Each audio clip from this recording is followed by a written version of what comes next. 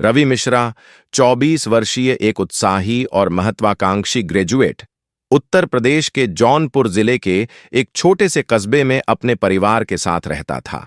उसका जीवन साधारण था, सपने बड़े लेकिन जेब में पैसे कम।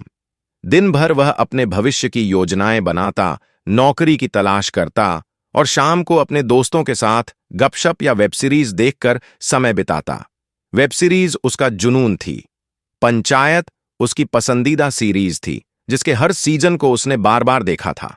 जब उसे पता चला कि 24 जून 2025 को पंचायत सीजन 4 रिलीज हो चुका है, उसका उत्साह चरम पर था।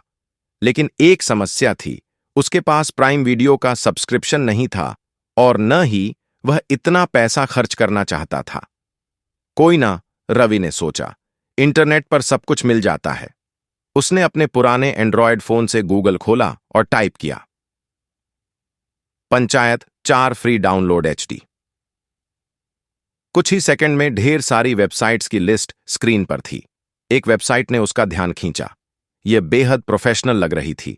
चमकदार डिजाइन, रंग बिरंगे बैनर और बड़े बड़े अक्षरों में लिखा था, download Panchayat 4 HD episodes free, no ads, no subscription. Ravi का दिल जोर से धड़का। यह तो वही है जो मुझे चाहिए। उसने तुरंत डाउनलोड ऐप बटन पर क्लिक किया। एक APK फाइल डाउनलोड होने लगी। उसने बिना सोचे समझे फाइल को इंस्टॉल कर लिया। ऐप खुला और उसने देखा कि उसे अपना मोबाइल नंबर, ईमेल ID और OTP डालना है। रवि ने अपना नंबर, ईमेल और OTP डाल दिया। कुछ ही मिनटों में स्क्रीन पर पंचायत सीजन 4 का पहला एपिसोड चलने लगा। रवि खुशी से झूम उठा। उसे लगा सब ठीक है। उसने अपने दोस्तों को भी व्हाट्सएप पर मैसेज किया, भाई फ्री में पंचायत 4 मिल गया, कमाल का ऐप है। अगले दिन 25 जून 2025 दोपहर 12:30 पर रवि के पिताजी श्री ओम प्रकाश मिश्रा, 58 वर्षीय एक रिटायर्ड शिक्षक, अपनी बचत के 20,000 रुपये निकालने के लिए स्थानीय SBI शाखा में गए। ओम प्रकाश जी एक साधारण और मेहनती इंसान थे, जिन्होंने अपनी पूरी जिंदगी स्कूल में बच्चों को पढ़ाने और अपने परिवार की जरूरतें पूरी करने में बिता दी थीं। उनकी सारी जमा पूंजी, जो उन्होंने अपनी बेटी की शादी और रिटायरमेंट के लिए बचाई थी, इसी बैंक खाते में थी। वह नियमित रूप से अपनी पासबुक अपडेट करवाते थे ताकि हर ट्रांजैक्शन का हिसाब रख सकें। बैंक काउंटर पर पासबुक अपडेट करवाने के बाद जब क्लर्क ने पासबुक लौटाई, ओम प्रकाश जी ने उसे खोल कर देखा। उनकी आंखें फटी की फटी रह गईं। खाते में बैलेंस शून्य था। ये क्या है? उनकी आवाज कांप रही थी। मेरा पैसा कहां गया?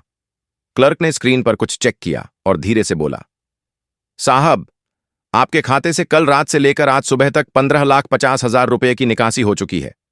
कई ट्रांजैक्शन हुए हैं, UPI, FD ब्रेक और वॉलेट ट्रांसफर। ओम प्रकाश जी का सिर चकराने लगा। वह बेंच पर गिर पड़े जैसे उनके पैरों तले जमीन खिसक गई हो।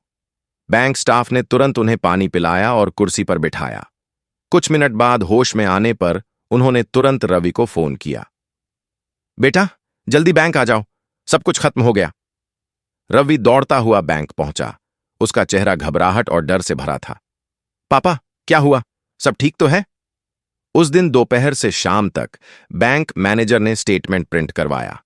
स्टेटमेंट में कुल 8 ट्रांजैक्शन दिख रहे थे, कुछ UPI पेमेंट्स, कुछ फिक्स्ड डिपॉजिट तोड़ने की रिक्वेस्ट और कुछ अनजान वॉलेट्स में ट्रांसफर। कुल राशि 15,50,000 रुपए। रवि और उसके पापा के लिए यह आंकड़ा किसी बुरे सपने से कम नहीं था। मैनेजर ने गंभीर स्वर में कहा, श्रीमान, आपके खाते से लिंक मोबाइल नंबर पर OTP गए होंगे। क्या किसी को OTP शेयर किया था? रवि का दिल धक धक करने लगा। उसने इनकार में सिर हिलाया। ओम प्रकाश जी ने बैंक मैनेजर से सवाल किया, आप लोग कैसे पैसा निकलने देते हैं? कोई सिक्योरिटी नहीं है? मैनेजर ने जवाब दिया, साहब, OTP और मोबाइल नंबर के बिना कोई ट्रांजैक्शन नहीं हो सकता। रवि और उसके पापा ने तुरंत कस्टमर केयर को कॉल किया। 3 घंटे तक लाइन पर रहने के बाद भी कोई ठोस जवाब नहीं मिला। बैंक ने कहा कि वे NPCI, national payments corporation of India को शिकायत भेजेंगे, लेकिन पैसे वापस आने की गारंटी नहीं दे सकते। शाम 6 बजे तक दोनों थक चुके थे। घर लौटे, लेकिन माहौल गमगीन था। रवि की मां और छोटी बहन भी चुप थीं। रात भर किसी को नींद नहीं आई। अगली सुबह 26 जून सुबह 9 बजे रवि और ओम प्रकाश जी पास के पुलिस थाने पहुंचे। थानेदार ने उनकी बात सुनी और बोले, यह साइबर क्राइम का मामला है। आपको 19:30 पर कॉल करना होगा और cybercrime.gov.in पर ऑनलाइन शिकायत दर्ज करनी होगी। अब सब डिजिटल हो गया है। रवि ने तुरंत 19:30 पर कॉल किया। कई कोशिशों के बाद कॉल कनेक्ट हुई। ऑपरेटर ने उनकी शिकायत सुनी और बताया कि मामला साइबर थाने में ट्रांसफर किया जाएगा। लेकिन साइबर थाना उनके कस्बे में नहीं था। वह जौनपुर शहर में करीब 50 किलोमीटर दूर था। 26 जून दोपहर 2 बजे लंबी बस यात्रा के बाद रवि और उनके पापा साइबर थाने पहुंचे। वहां भीड़ थी और कई लोग अपनी अपनी शिकायतें लेकर आए थे। घंटों इंतजार के बाद उनकी बारी आई।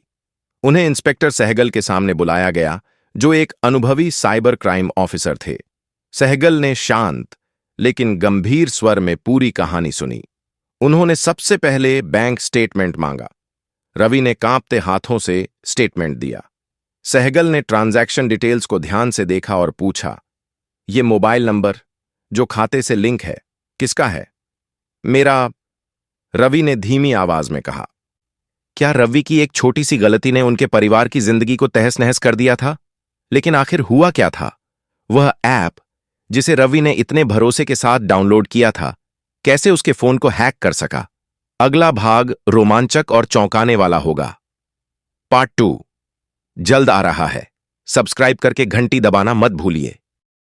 अगर आपको विज्ञान, तकनीक, टाइम ट्रैवल और साइबर दुनिया से जुड़ी शानदार कहानियां पसंद हैं और आप और भी रोमांचक वीडियो देखना चाहते हैं, तो हमारे चैनल को अभी सब्सक्राइब करें और बेल आइकन दबाएं ताकि कोई भी नई कहानी आपसे छूट न जाए।